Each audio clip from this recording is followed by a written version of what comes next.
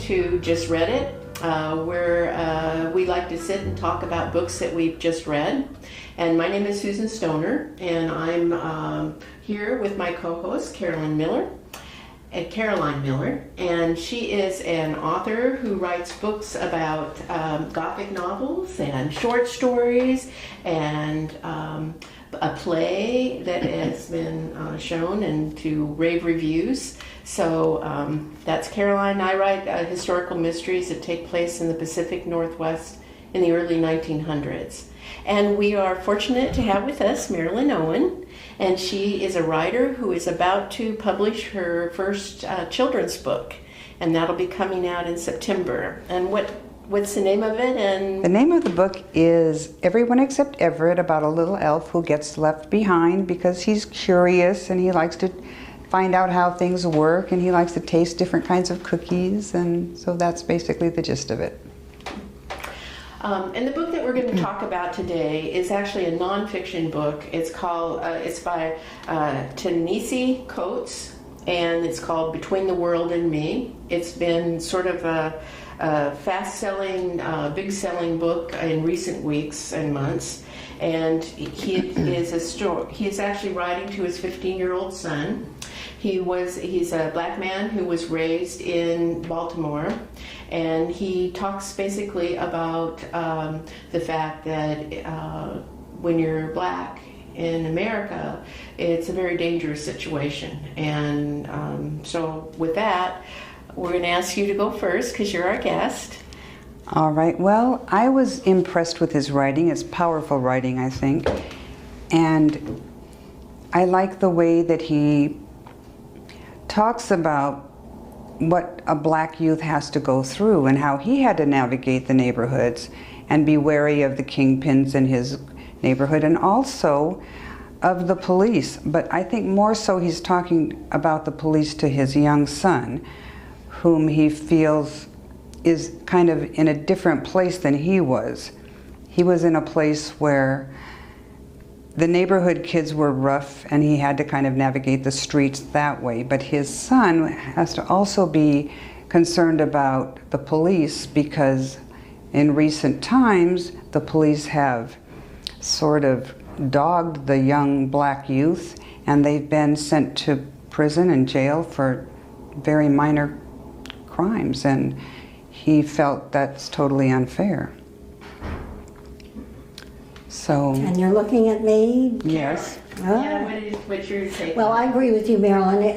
Of course, he writes like a journalist, which yes, one can appreciate. You know, it's a nice, clean style, which can be refreshing after some of the really Donna Tartt kind of thing. It's clear, it gets you there.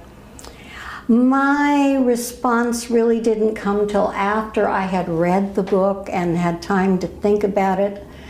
And I thought, oh my gosh, this is one of the saddest books I have ever read, because we don't normally do nonfiction. I confess I chose this by mistake.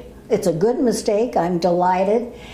But I thought, how sad for a parent to sit down and write a how to live in America to his child so that you don't get beaten or killed right, and often by the authorities meant to protect you. And sometimes even by the black police, because they are concerned with helping the enclaves of black communities that are wealthy. They want to give them the security, and they're sometimes more concerned with that than with some little black kid that might be crossing the neighborhood for whatever reason, and could accidentally get killed by them just because they're prowling around that particular neighborhood. Well, I've lived in poverty, and my mom was Latin, and so I have faced some discrimination. But I never saw the world in this total starkness before. Yes. And I think that's the point for me was, especially in the first part of the book, I think that he really did a good job of saying, it doesn't matter how bright you are, how much money you have. Bottom line, your black skin could get you killed.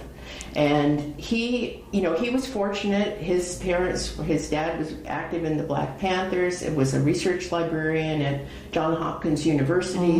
His mom was obviously a very educated woman. He doesn't talk too much about her, but they saw education as a way to avoid either jail or death, and that was a very, very realistic view of the world. Yeah. And it still is a very realistic world. And a part of him, I think, is really communicated well the tragedy of that, and his own resentment that he kind of didn't feel like he had other options. Yeah. And I think the reason that his son is in a different situation is his dad is a well-respected writer. He writes for well-known magazines, and he lives in New York, and I think he's had a different world. But bottom line is the last story, the child who was raised privileged and still was murdered by a black cop, as it turns out, Right. for no good reason in a rural community. And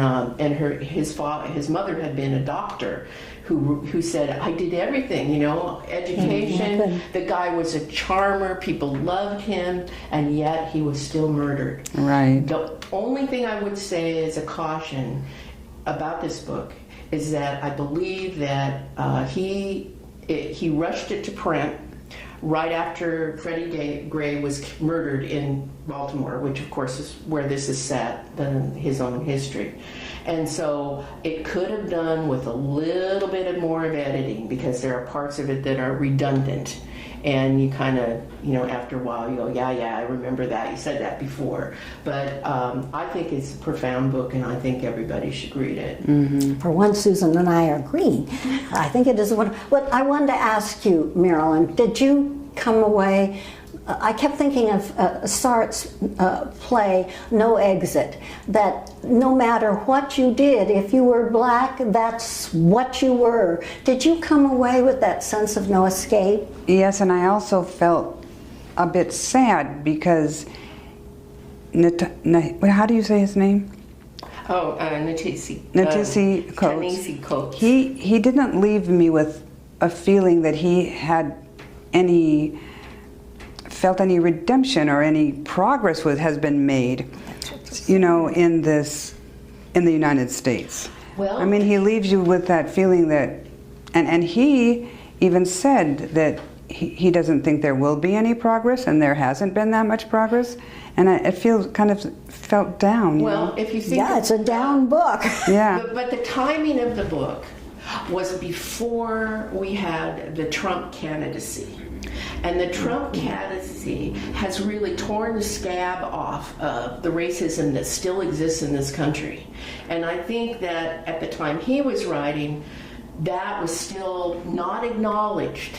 And Black Lives Matter wasn't as acknowledged to the degree it is that we three sitting here now know racism is alive and well in the United States. And I think that's a really important I want to throw in one point, just to be controversial, but racism is a two-way street. And the scene in Paris where he sat down to have coffee with a white man, and he had a pleasant afternoon, and when they parted, he admitted that all the time he was expecting to be robbed, mugged, something, because this was a white man.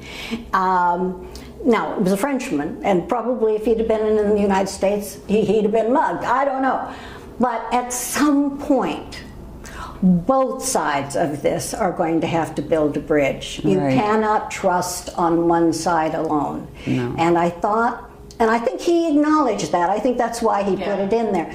At some point, somebody has got to step forward and say, I'm going to take the risk. And I don't know how it's going to happen. I think the millennial kids are. I mean, that's the thing. I think they are too, Susan. Yeah, I mean, they're leading the charge on that. They're rejecting racism and seeing past and plus it. they're intermarrying. Some of the millennials are, not all of them. That's Yes, true. some of them are. Okay. All right. Well, thank you. Now we're going to do the most important part, which is whether you recommend the book to read or not.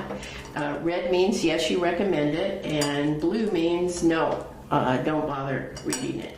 So you get to go first because you're the guest. Well, I think it was absolutely a powerful book, and I liked that when he went to Howard University, I think he felt empowered there. I really do, and he gave credit to his black professors for mentoring him, and so I think in that way there's some hope too. So I give it a yes, and that was a red, right? Yes.